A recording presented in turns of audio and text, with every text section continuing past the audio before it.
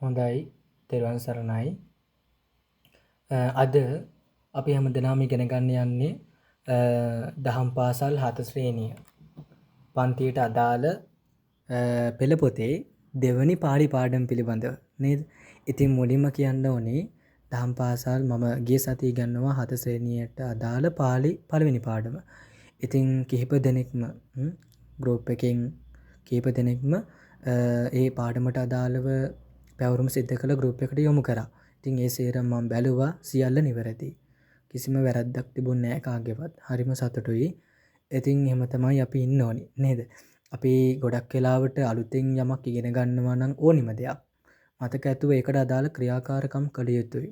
ඒ කියන්නේ අභ්‍යාස කළ යුතුයි. දැන් ඔය සංස්කෘත භාෂාවේ කියමනක් තියෙනවා අනභ්‍යාසයේ විසම්විද්‍යාව කියලා.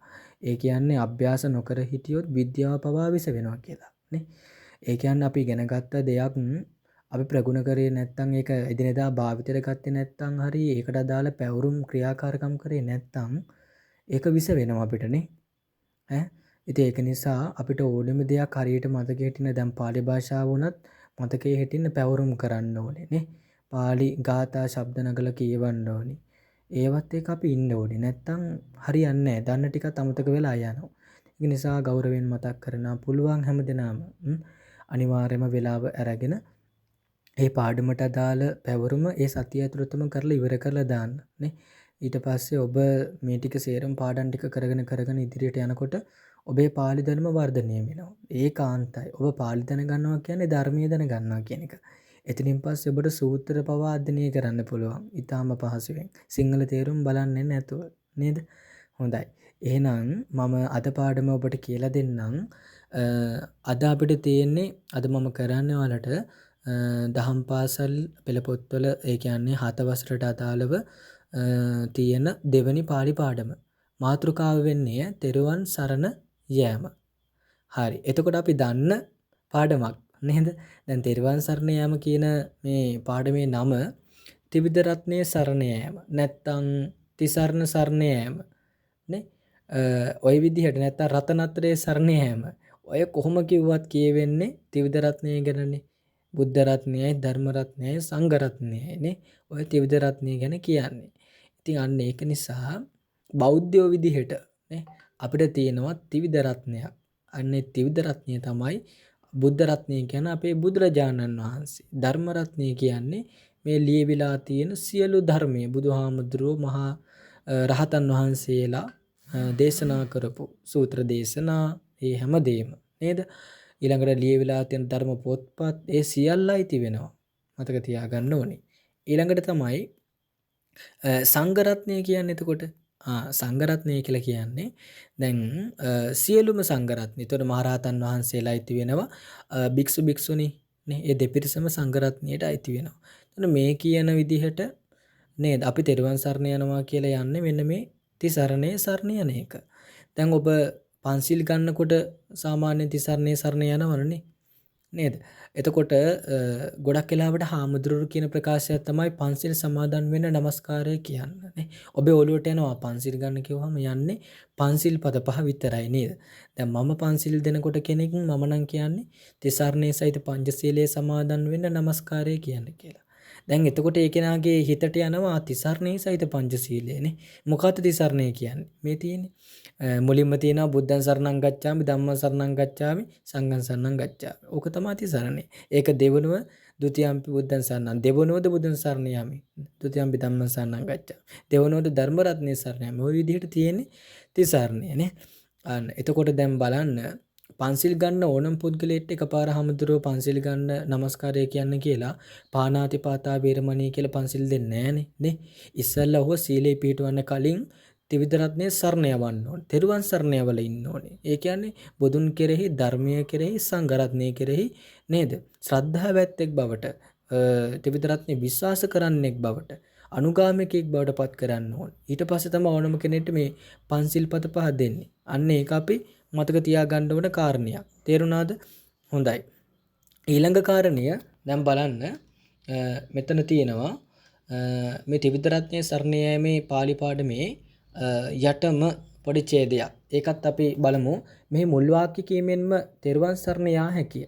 එතකොට දැන් සාමාන්‍ය ක්‍රමවේදය තමයි මෙන්න මේ තියෙන මේ වාක්‍ය තුන කිව්වා කියලාත් ඇති ඇත්තටම.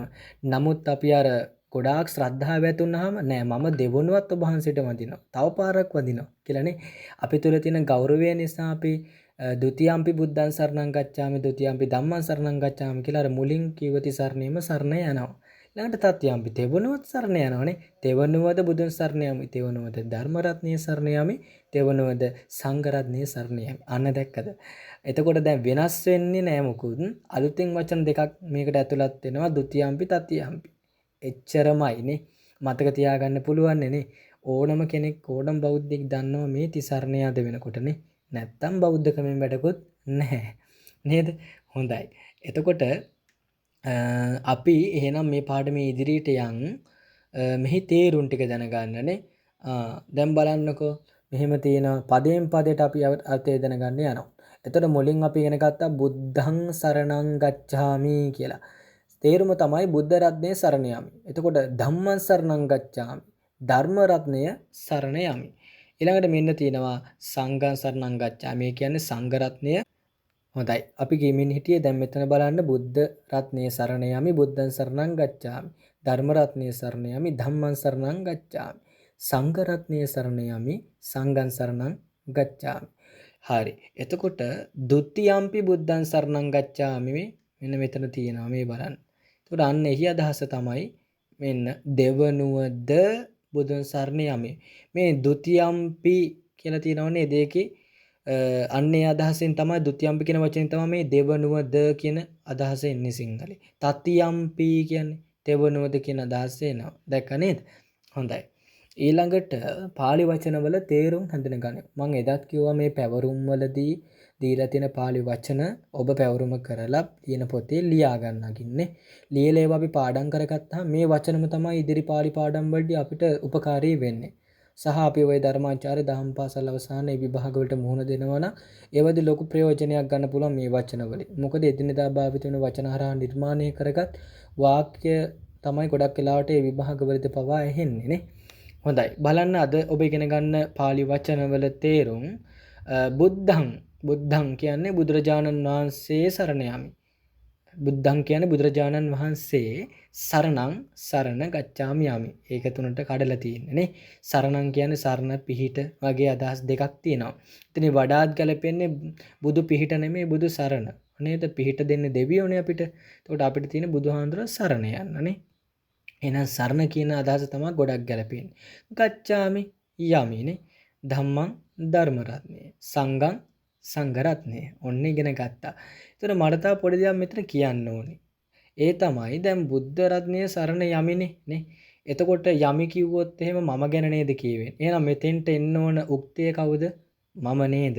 එහෙනම් අහම් බුද්ධ අහම් දැන් මෙතන මෙහෙම දාන්නකෝ. මම බුද්ධ රත්නයේ සරණ යමි කියලා සිංහලයේ ලිව්වොත් මෙතෙන්ට එන්න ඕනේ. දැන් බුද්ධං සරණං ගච්ඡාමි කියන්නේ බුදුන් සරණ යමි. කවුද යන්නේ? මම. අහං බුද්ධං සරණං ගච්ඡාමි. අහං ධම්මං සරණං ගච්ඡාමි.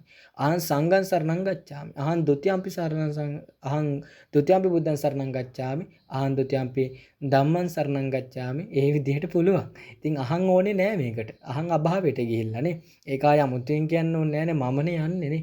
මම පොඩි උදාහරණයක් කියන්නම්. ඔබ දැකලා ඇති ඔය කඩවල් වලට එහෙම යනකොට කෑම ගන්න පාරවලයිනේ බෝඩ් ගහලා තියෙන්නේ. දවල්ට බත් කමු. රෑට බත් කමු. එහෙම තියෙනව නේද? එතකොට කවුද කන්නේ? බත් කමු කියලා බෝඩ් එක ගහලා තිනවා. අපි නෑ. නේ? සමහර විටයි වැරදිනේ මේක කියලා නේ. වැරදි නෑ. ඉතින් කමු කිව්වහම මුයන්නේ කියවෙනවා කවුද කන්නේ කියලා නේද? අපි කන්නේ. එහෙනම් මෙතන සරණ යමි කියනකොටම කියවෙනවා මම තමයි සරණ යන්නේ කියලා නේද? අන්න ඒක නිසා හොඳට මතක තියාගන්න. එහෙම තමයි භාෂාවනේ.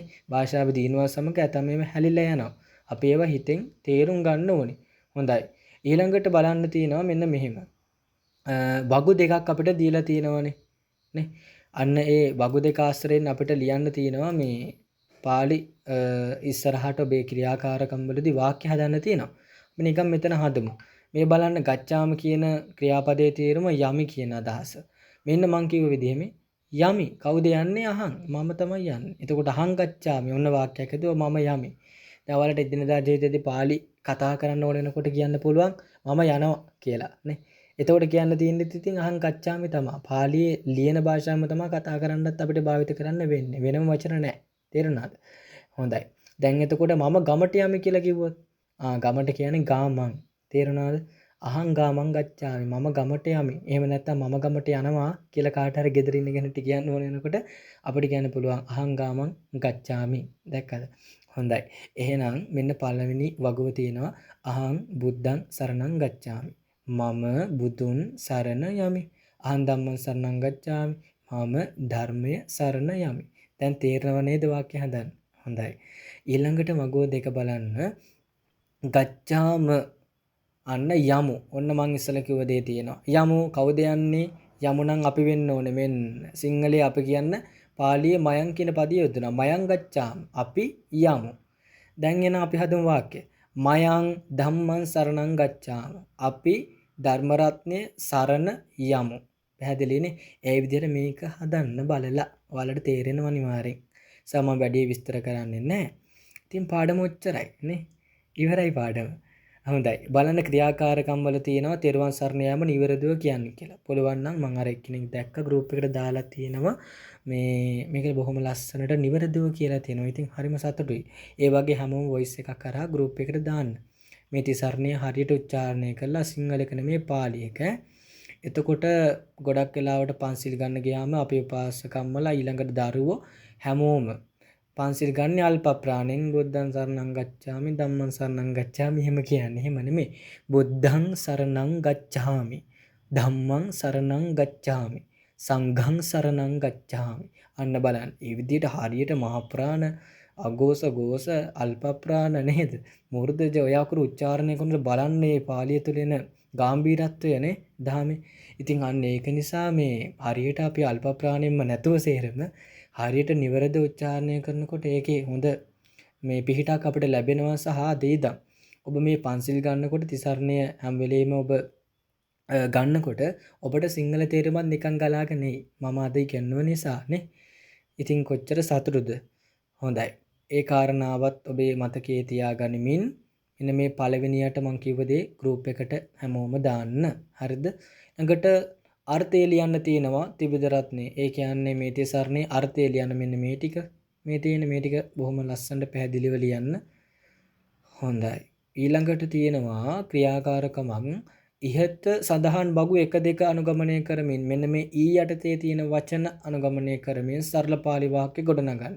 කියන්නේ මෙන්න මේ වගු දෙක ගන්න. අපි ගමු පද දෙක. අහං බුද්ධං. මම මේ දෙක ගන්නවා. අහං බුද්ධං. මම බුදුරජාණන් වහන්සේ එතනින් ගමු එකක්. වන්දාමි වන්දාමි කත්තෑ නේ. වන්දිමි. මම බුදුරජාණන් වහන්සේ වන්දිමි. දැක්කද? තව එකක් ගමු. අහං ධම්මං. දැක්කද අන්න. අහං ධම්මං. හරි? අන්න ඒක ගන්නවා. අහං ධම්මං. මම ධර්මයනේ. සුනාමි ගමු. අසමි. අහං ධම්මං සුනාමි. මම ධර්මය අසමි. අන්න ඒ විදියට එන හදන්න තියෙන්නේ. මේ වාක්‍ය දෙකයි මේ පද ටිකයි ගලපලා සුදුසු සරල පාලි වාක්‍ය කීපයක් හදන්න. ළඟට හිස්තම් පුරවන්න දීලා තියෙනවා අහම් පන්නසාලං. මම පන්සලට. මම කිව්වොත් මේ කියන්න අප කිව්වොත් මෝ කියන්න කියනවනේ. එහෙනම් මියන්නෙන් අවසන් කරන්න ඕනේ. අපි දාන ඕන පදේ යමිනේ. ගච්ඡාමි මෙතෙන්න මී දාන්න. මෙතෙන්ට උක්තිය දාන්න තියෙනවා. මේ විහාරං ගච්ඡාම විහාරයට ගච්ඡාම කියන්නේ යමු. කවුද යන්නේ? අපි. අපි කියන පාළියේ ඉන්නේ මයං. මෙතෙන්ට මයං කියලා ලියන්න. හොඳයි. එහෙනම් මේ විදියට මේකත් කරන්න. කරලා මේ වචන තුනත් ලියා ගන්න. මේ අලුත් වචන තුනක් මේ දහම් පාසලට කියන්නේ ධම්ම පාඨශාලං කියලානේ. ඊළඟට විහාරම් විහාරේ ඔය වගේ තියෙනවා. ඉතින් එහෙනම් මේ පැවරුමත් කරලා ගෲප් එකට දාන්න. මම ගොඩක් සතුටු වෙනවා පැවරුම් කරලා ඔබ ගෲප් එකට දාන්න. ඒක තමයි අපේ පිහිට කවදාවත් නේද? ඒවා ඒ කියන්නේ අනර්ථක වැඩ වෙන්නේ නැහැ. හේතුව ඔබ පාළි දැනගන්නවා කියන්නේ ධර්මය දැනගන්නවා කියන එක. ඉදිරියේදී ඔබට සූත්‍ර දේශනා පාළියෙන් කියවනකොට ඔබට එහි නිවැරදි අර්ථය ඔබට කියවෙනවා නේ. අර්ථය වැටහෙනවා. ඒක නිසා පාළි ඉගෙන ගන්නවා කියන්නේම ධර්මය ඉගෙන ගන්නවා කියන එක. ධර්මය හරියට ඉගෙන ගන්න පාළි ඕනේ නේ. පාළි දැනුම ඕනේ. ඒක නිසා සියලු දෙනාම පැවරුම කරලා ගෲප් එකට යොමු කරන්න කියලා ගෞරවයෙන් මතක් කරමින් මම මේ වීඩියෝ මෙතනින් ඉවර කරනවා. හැම දිනාටම තෙරුවන් සරණයි.